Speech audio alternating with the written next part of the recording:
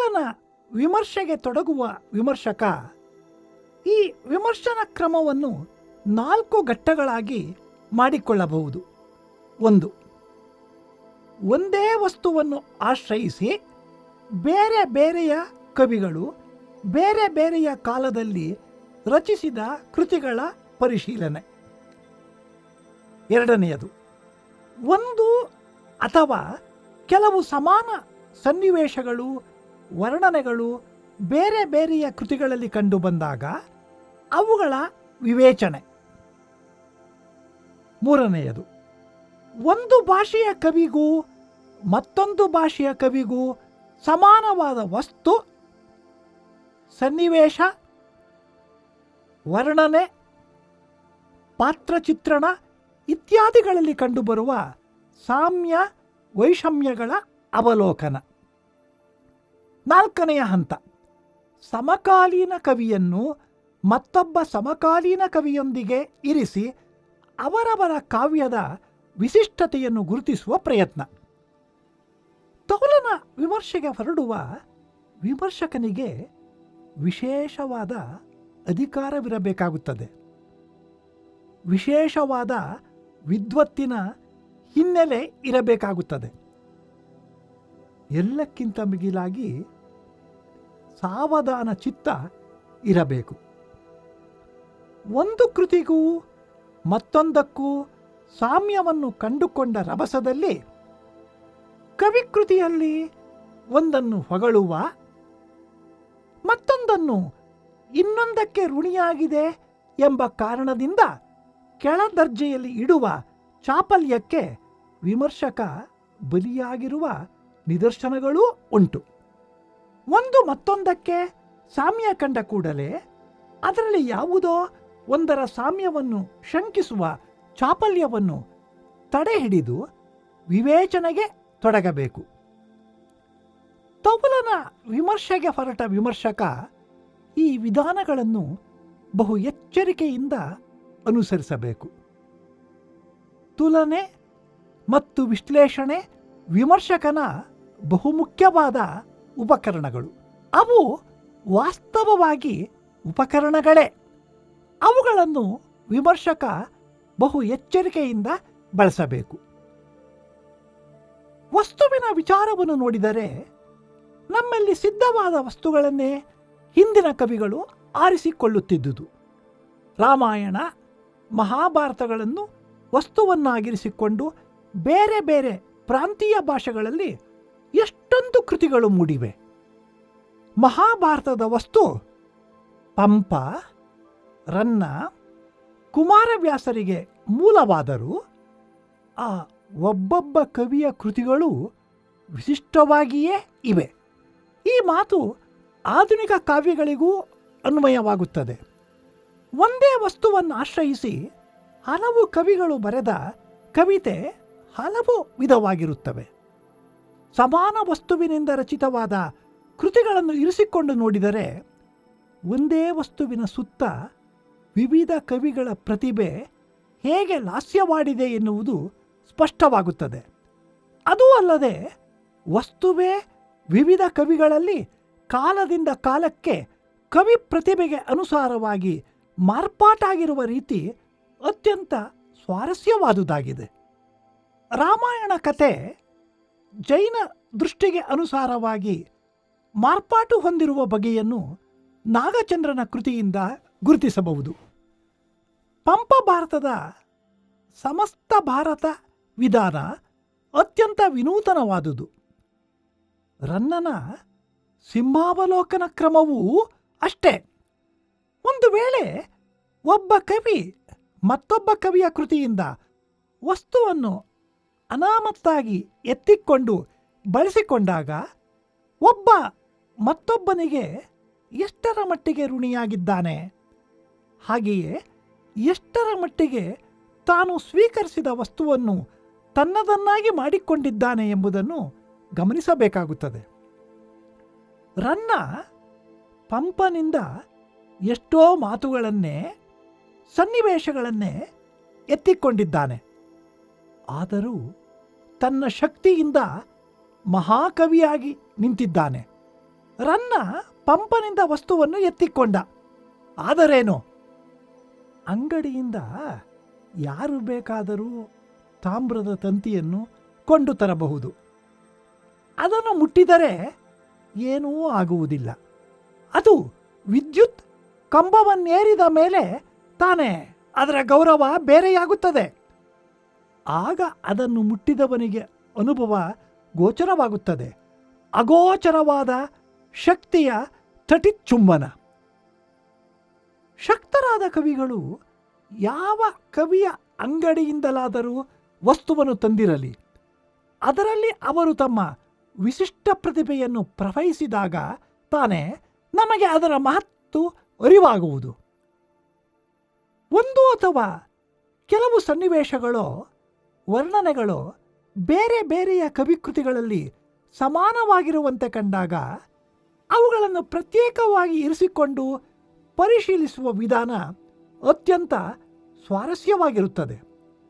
ಪರಂಪರಾಗತವಾದ ಅಷ್ಟಾದಶ ವರ್ಣನೆಗಳಲ್ಲಿ ಯಾವುದನ್ನಾದರೂ ಹಲವು ಕವಿಗಳಿಂದ ಆರಿಸಿ ಪರಿಶೀಲಿಸಿದರೆ ಅವುಗಳಲ್ಲಿ ಕೇವಲ ಸಂಪ್ರದಾಯದ ಮಗ್ಗದಲ್ಲಿ ತಯಾರಾದುವೆಷ್ಟು, ಸಂಪ್ರದಾಯದ ಚೌಕಟ್ಟಿನಲ್ಲಿಯೂ ವಿಶಿಷ್ಟತೆಯನ್ನು ತೋರುವ ಎಷ್ಟು, ಕೇವಲ ಅನುಕರಣ ಸೃಷ್ಟಿಗಳೆಷ್ಟು, ನಿಜವಾದ ಲೋಕಾನುಭವದಿಂದ ಮೂಡಿದುವು ಎಷ್ಟು ಎನ್ನುವುದನ್ನು ವಿಮರ್ಶಕ ಬೆರಳಿಟ್ಟು ತೋರಿಸಬಹುದು.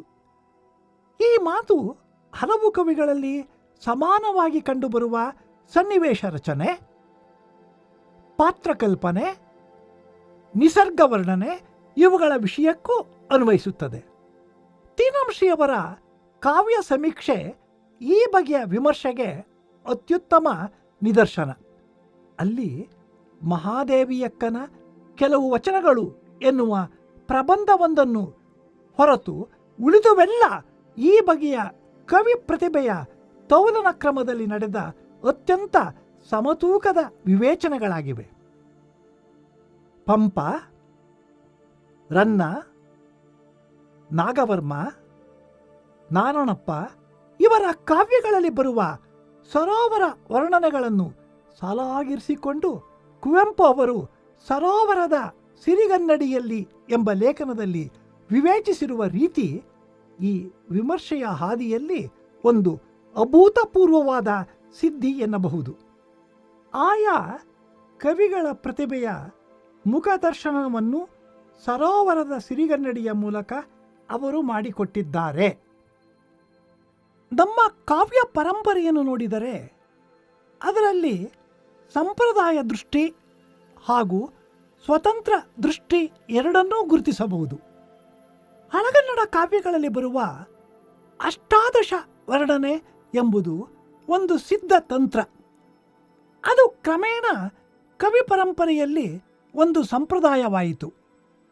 ಒಂದು ಸಿದ್ಧ ತಂತ್ರವನ್ನು ಅನುಸರಿಸಿ ಕವಿಗಳು ಸಂಪ್ರದಾಯವನ್ನು ಕಟ್ಟುತ್ತಾರೆ. ಈ ಒಂದು ತಂತ್ರವನ್ನು ನಡುವೆ ಶರಣರು ದಾಸರು ಮುರಿದು ನವೀನ ಪ್ರಯೋಗಗಳನ್ನು ನಡೆಸಿದರು. ಮತ್ತೆ ಅಷ್ಟದಶಾವರ್ಣನೆಯ ಹಾವಸೆ ಅನಂತರದ ಕೃತಿಗಳಲ್ಲಿ ಕವಿಯಿತು. ಜೈನ ಪುರಾಣಗಳಲ್ಲಿ ಕಂಡುಬರುವ ರಚನೆ, ಪಂಚಕಲ್ಯಾಣಗಳು, ಭವಾವಳಿ ಇತ್ಯಾದಿಗಳು ಆ ಪುರಾಣ ಸಂಪ್ರದಾಯದ ತಂತ್ರಗಳೇ ಆಗಿವೆ. ವೀರಶೈವ ಕವಿಗಳಲ್ಲಿ ಕಾವ್ಯದ ಆರಂಭ ಸಾಮಾನ್ಯವಾಗಿ ಕೈಲಾಸದ ವರ್ಣನೆಯಿಂದ. ಅಲ್ಲಿ ಶಿವನ ಸಭೆಯಲ್ಲಿ ಶಾಪದಿಂದಲೋ ಅಥವಾ ಶಿವ ಪ್ರೇರಣೆಯಿಂದಲೋ ದೇವಗಣಗಳು ಈ ಲೋಕಕ್ಕೆ ಅವತರಿಸಿ ಶರಣರಾಗಿ ಮೆರೆದರು ಎನ್ನುವ ಒಂದು ಕಲ್ಪನೆ ಮೊದಲು ಹರಿಹರನಿಂದ ಪ್ರತಿಭಾಸಿದ್ಧವಾದ ಕಾವ್ಯಾರಂಭ ತಂತ್ರವಾದರೂ ಅನಂತರದ ಕವಿಗಳಿಂದ ಪುನರಾವರ್ತನೆಗೊಂಡು ಸಂಪ್ರದಾಯವಾಗಿ ಮೊಸಳಿ ಹೋಯಿತು. ಯಾವ ಸಾಹಿತ್ಯದಲ್ಲಾದರೂ ನಾವು ಕಾಣುವ ಪ್ರಯೋಗಶೀಲತೆ ಮತ್ತು ಕ್ರಾಂತಿ ಎನ್ನತಕ್ಕವು ಸಿದ್ಧತಂತ್ರವೊಂದು ಸಂಪ್ರದಾಯವಾಗಿ ಪರಿಣಮಿಸಿ ಬೇಸರವನ್ನು ತಂದಾಗ ಅದನ್ನು ಮುರಿದು ಮತ್ತೊಂದು ನವೀನ ತಂತ್ರವನ್ನು ತರುವ ಹೋರಾಟವೇ ಆಗಿದೆ. ಹಳಗನ್ನಡ ಸಾಹಿತ್ಯ ಪ್ರಧಾನವಾಗಿ ಸಾಂಪ್ರದಾಯಿಕವಾದದ್ದು ಎಂದು ಹೇಳಿಬಿಡಬಹುದಾದರೂ ಅಲ್ಲಲ್ಲಿ ಸಂಪ್ರದಾಯದಲ್ಲಿಯೂ ಸ್ವತಂತ್ರ ತಂತ್ರ ನಿರ್ಮಾಣ ಪ್ರಯತ್ನಗಳಿವೆ ಎನ್ನುವುದನ್ನು ಮರೆಯಬಾರದು. ಆದಿಕವಿಯಾದ ಪಂಪನ ವಿಕ್ರಮಾರ್ಜುನ ವಿಜಯದ ಕಥನ ಕ್ರಮವೇ ಒಂದು ನವೀನ ತಂತ್ರ. ತನ್ನ ರಾಜನಾದ ಅರಿಕೇಸರಿಯನ್ನು ಮಹಾಭಾರತದ ಅರ್ಜುನನಲ್ಲಿ ಅಭಿನ್ನಗೊಳಿಸಿ ಉದ್ದಕ್ಕೂ ಅದನ್ನೇ ನಿರ್ವಹಿಸಿಕೊಂಡಿರುವ ಸಮಸ್ತ ಭಾರತ ಪದ್ಧತಿ ನಿಜವಾಗಿಯೂ ನವೀನ ತಂತ್ರವೇ. ಪಂಪನಲ್ಲಿ ಕಂಡುಬರುವ ಈ ತಂತ್ರ ಪಂಪನಿಗಿಂತ ಹಿಂದೆ ಸುಮಾರು ಕ್ರಿಸ್ತಶಕ 900ರಲ್ಲಿ ಇದ್ದ 1ನೆಯ ಗುಣವರ್ಮನ ಶೂದ್ರಕ ಕಾವ್ಯದಲ್ಲೇ ಇತ್ತೆಂದು ವಿದ್ವಾಂಸರ ಊಹೆ. ಈ ಕವಿಯದೆಂದು ಹೇಳಲಾದ ಕಾವ್ಯ ಭಾಗಗಳು ಶಬ್ದಮಣಿ ದರ್ಪಣ, ಸೂಕ್ತಿ ಸುಧಾರಣವ, ಕಾವ್ಯಸಾರ ಇತ್ಯಾದಿ ಗ್ರಂಥಗಳಲ್ಲಿ ಕಂಡುಬರುತ್ತವೆ. ಹೀಗೆ ಸಮಸ್ತ ಭಾರತಮನ್ ಅಪೂರ್ವಮಾಗೆ ಸಲೆ ಪೇಳ್ದ ಕವೀಶ್ವರರಿಲ್ಲ ಎನ್ನುವ ಪ್ರಶಸ್ತಿ ಪಂಪನಿಗೆ ನ್ಯಾಯವಾಗಿ ಸಲ್ಲತಕ್ಕದ್ದೇ. ಈ ಒಂದು ಸಿದ್ಧತಂತ್ರ ಮುಂದೆ ರನ್ನ, ಪೊನ್ನರಲ್ಲಿ ಪುನರಾವೃತ್ತಿಗೊಂಡು ಸಂಪ್ರದಾಯವೇ ಆಯಿತು. ಹಾಗೆಯೇ ಪಂಪನ ಕಾವ್ಯ ಮಾರ್ಗ ಒಂದೆಡೆ ಲೌಕಿಕ, ಮತ್ತೊಂದೆಡೆ ಆಗಮಿಕ ಎಂದು ಗಂಡ ಬೇರುಂಡ ತಂತ್ರದಲ್ಲಿ ಕವಲೊಡೆದದ್ದು ಮುಂದೆ ಅನೇಕ ಜೈನ ಕವಿಗಳಿಗೆ ಅನುಕರಣೀಯವಾದ ಸಿದ್ಧತಂತ್ರವಾಯಿತು ಎನ್ನಬಹುದು. ರನ್ನನ ಗದಾಯುದ್ಧದ ಸಿಂಹಾವಲೋಕನ ಕ್ರಮ ಒಂದು ಅಪೂರ್ವವಾದ ತಂತ್ರ. ಮಹಾಭಾರತದ ಕಟ್ಟಕಡೆಯ ಘಟ್ಟದಲ್ಲಿ ನಿಂತು ಹಿಂದೆ ನಡೆದದ್ದನ್ನೆಲ್ಲ ಸಚಿತ್ರವಾಗಿ ಸಂಕ್ಷೇಪವಾಗಿ ಬಗೆಗಣ್ಣಿನ ಮುಂದೆ ತಂದು ನಿಲ್ಲಿಸುವ ಕ್ರಮ. ಆ ಕ್ರಮದಲ್ಲಿಯೇ ಅಂತರ್ಗತವಾಗಿರುವ ನಾಟಕೀಯ ಗುಣ ಇನ್ನೂ ಅತಿಶಯವನ್ನು ತಂದುಕೊಟ್ಟಿದೆ. ಸಮಸ್ತ ಭಾರತ ಮತ್ತು ಸಿಂಹಾವಲೋಕನ ಕ್ರಮ ಎನ್ನತಕ್ಕವು ಆಯಾ ಕವಿಗಳು ತಮ್ಮ ಕೃತಿಯ ತಂತ್ರವನ್ನು ಕುರಿತು ಆಡಿದ ಪಾರಿಭಾಷಿಕ ಪದಗಳು ಎನ್ನಬಹುದು. ರನ್ನನ ಕೃತಿಯಂತೂ ಕೇವಲ ಅರ್ಧ ಮುಕ್ಕಾಲು ದಿನದಲ್ಲಿ ನಡೆದ ಘಟನೆಯನ್ನು ಒಳಗೊಳ್ಳುತ್ತದೆ. ಪಾಶ್ಚಾತ್ಯ ಕಾವ್ಯ ಮೀಮಾಂಸೆಯಲ್ಲಿ ಹೇಳಿರುವ ಕಾಲೈಕ್ಯ, ಸ್ಥಳೈಕ್ಯ, ಕ್ರಿಯೈಕ್ಯ ಎನ್ನುವ 3 ತತ್ವಗಳು ಈ ಕೃತಿಗೆ ಬಹು ಸೊಗಸಾಗಿ ಅನ್ವಯವಾಗುತ್ತವೆ. ಜನ್ನನ ಯಶೋಧರ ಚರಿತೆಯ ಕಥನಕ್ರಮವು ರನ್ನನ ಕೃತಿಯಂತೆಯೇ ಅತ್ಯಂತ ನಾಟಕೀಯವಾದ ರೀತಿಯಲ್ಲಿ ನಿರೂಪಿತವಾಗಿದೆ. ವಡ್ಡಾರಾದರಿಯ ಎಷ್ಟೋ ಕಥೆಗಳಲ್ಲಿ ಕಂಡುಬರುವ ತಂತ್ರ ಇಂದಿಗೂ ಆಶ್ಚರ್ಯಗೊಳಿಸುವಂಥದ್ದಾಗಿದೆ.